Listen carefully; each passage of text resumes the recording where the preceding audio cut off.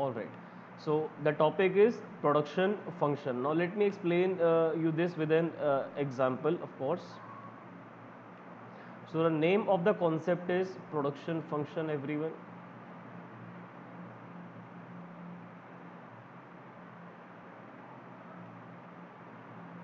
Now for this production function, it's important for us to understand what inputs we are using and what output we are gonna get out of the inputs that we will be using.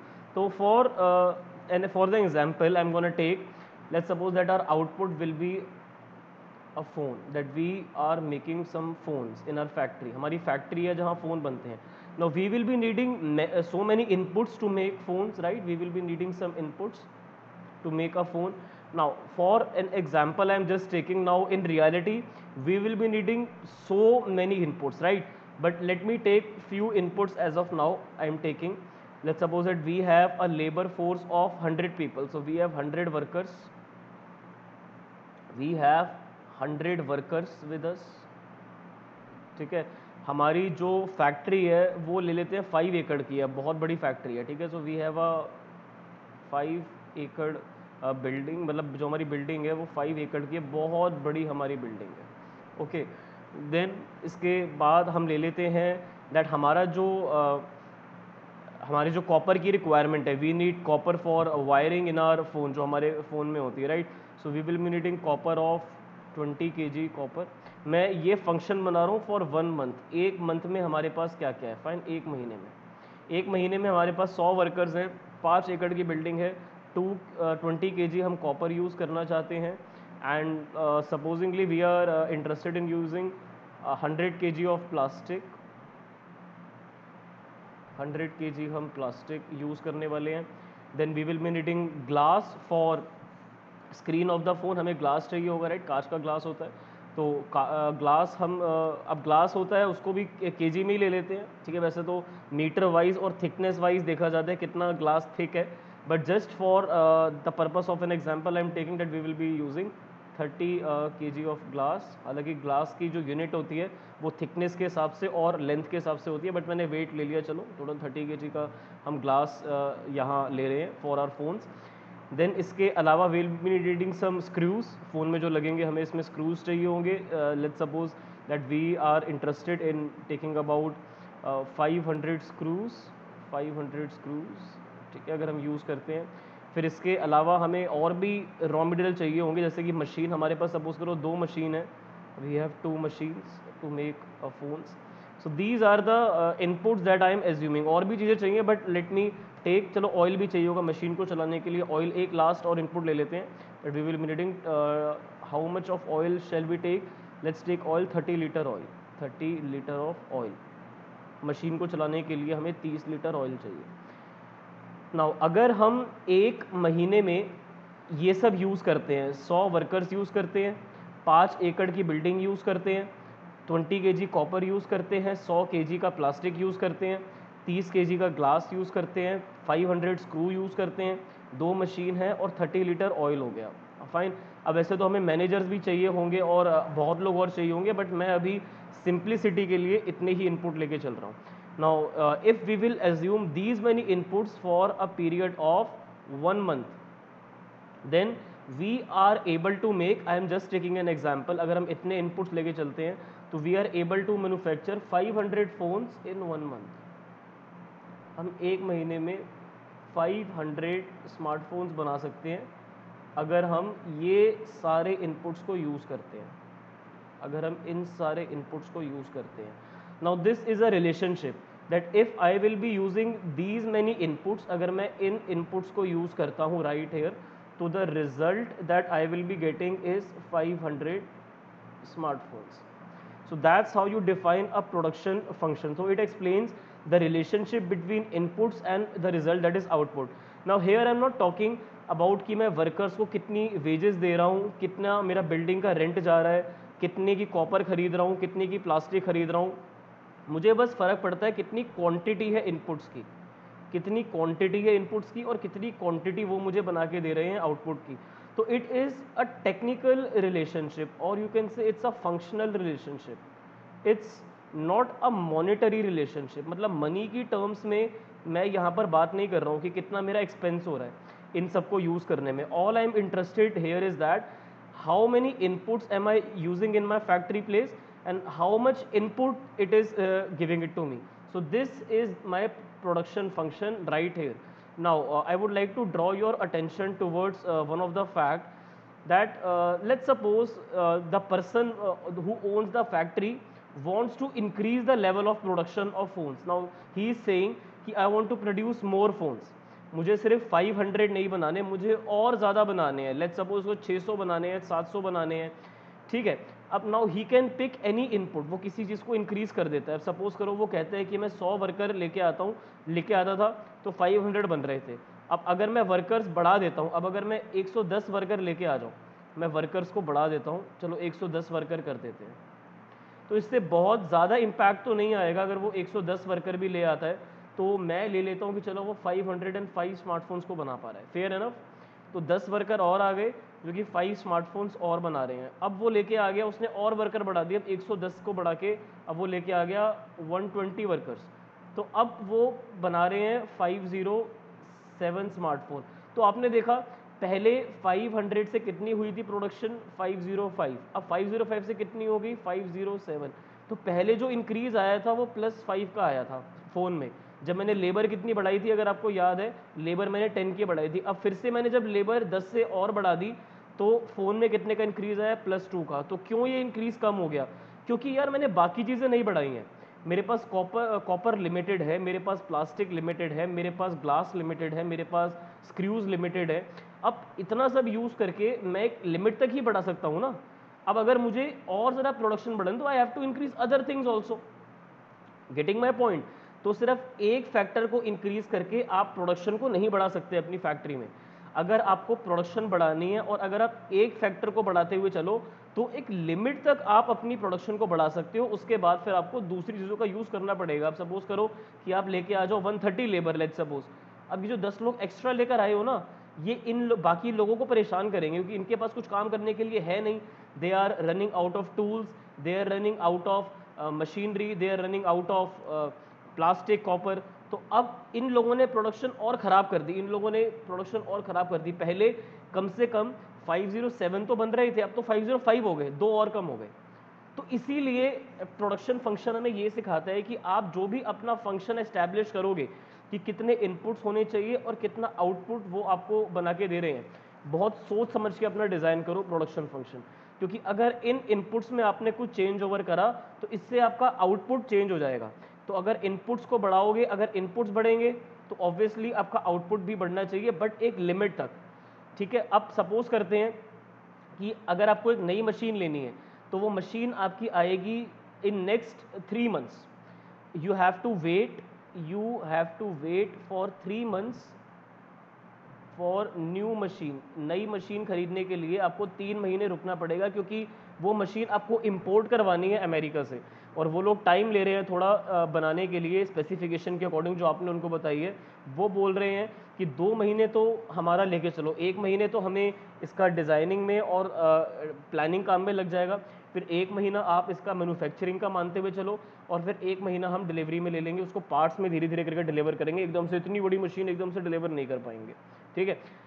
तो you have to wait for 3 months to get a new machine. So for 3 months period you can't change this machine. तो मैं इसको ज़रा colour change कर देता हूँ कि ये हम चेंज नहीं कर सकते. For 3 months.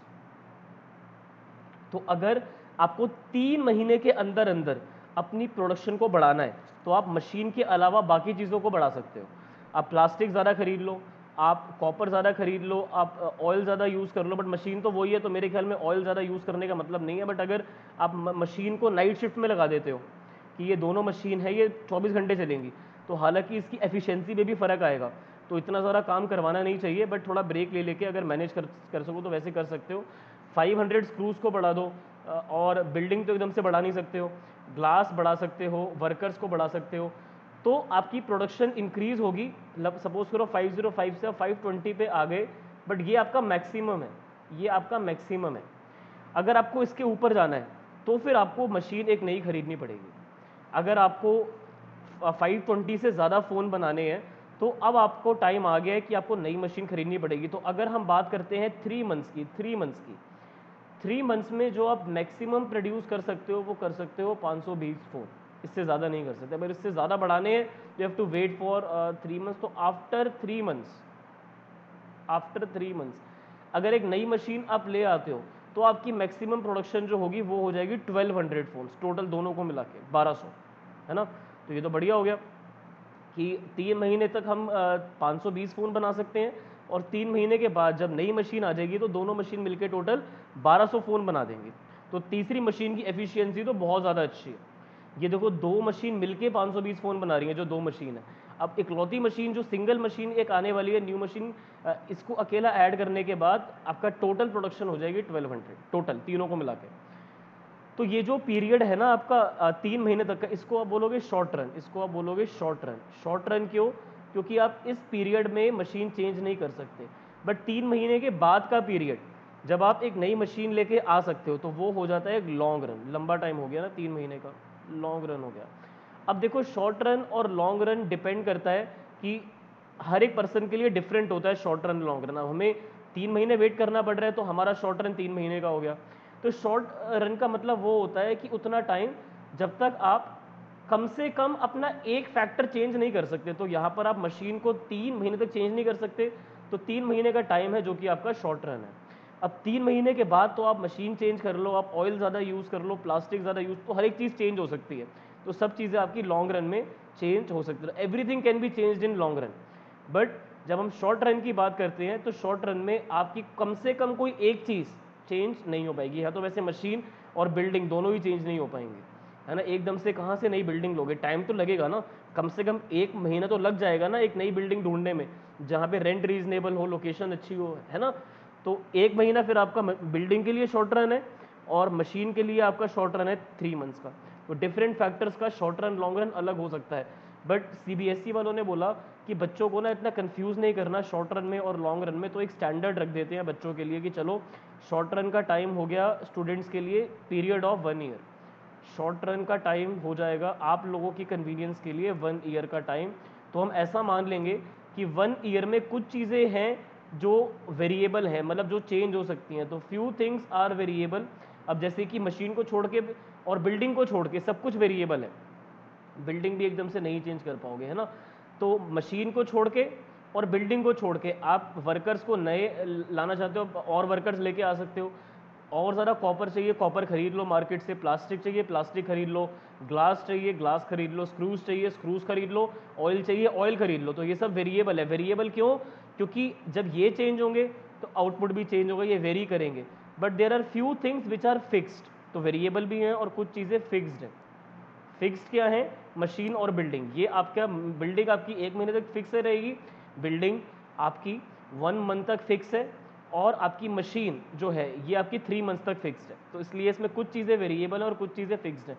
बट जब हम बात करते हैं आपके साथ लॉन्ग रन की, तो लॉन्ग रन आप सीबीएसई वालों ने बोला कि पीरियड है आफ्टर 1 ईयर। बट मैंने आपको बताया कि इसकी जो डेफिनेशन है, हमारे एग्जाम्पल में तो 1 ईयर आ ही नहीं रहा कहीं पर भी, है ना।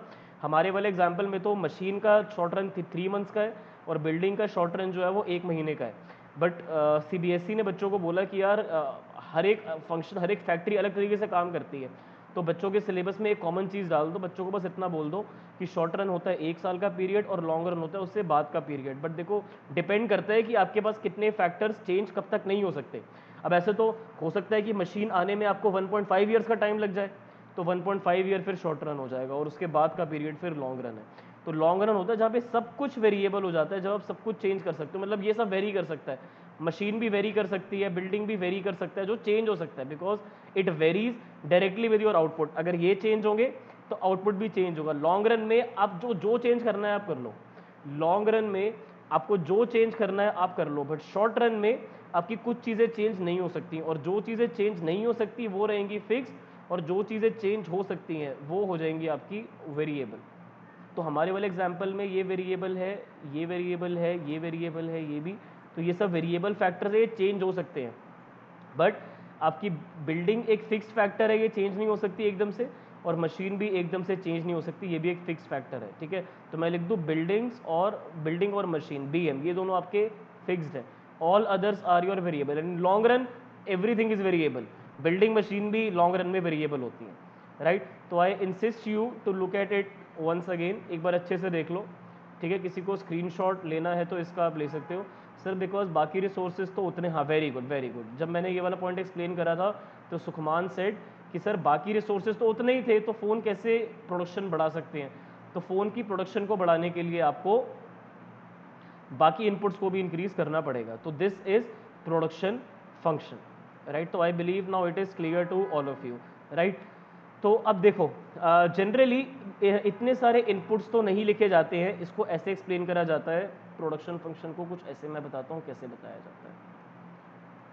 Production function is somewhat written like this, कि आपका जो भी आउटपुट है, आउटपुट को ना क्वांटिटी में लिखा जाता है, कितनी क्वांटिटी आप प्रोड्यूस करो ना। इफ़ यू रिमेंबर मैंने 500 फोन्स की वो क्वांटिटी लिखवाई थी प्रीवियस एग्जाम्पल में। तो कितनी क्वांटिटी आप बना सकते हो with the functioning of input 1, input 2, input 3, input 4। तो इनपुट 1, फिर input 2, input 3 and it goes till input number n। अब जितने भी इनपुट्स आपके लग रहे हैं ना, आपको याद है इनपुट्स मैंने शुरुआत करी थी लेबर से, फिर मुझे यूज़ करना था copper, building and other inputs and it went till oil, if you remember, right. तो this is how a general production function looks like, कि आप कितनी क्वांटिटी किसी भी चीज़ की प्रोड्यूस कर सकते हो with functioning of these inputs in a given period of time, है ना। वो गिवन पीरियड ऑफ टाइम कुछ भी ले लो, मैंने तो 1 महीने का लिया था कि 1 महीने में हम 500 स्मार्टफोन बना सकते हैं with the inputs that I took in the previous example. So this is how a production function is represented.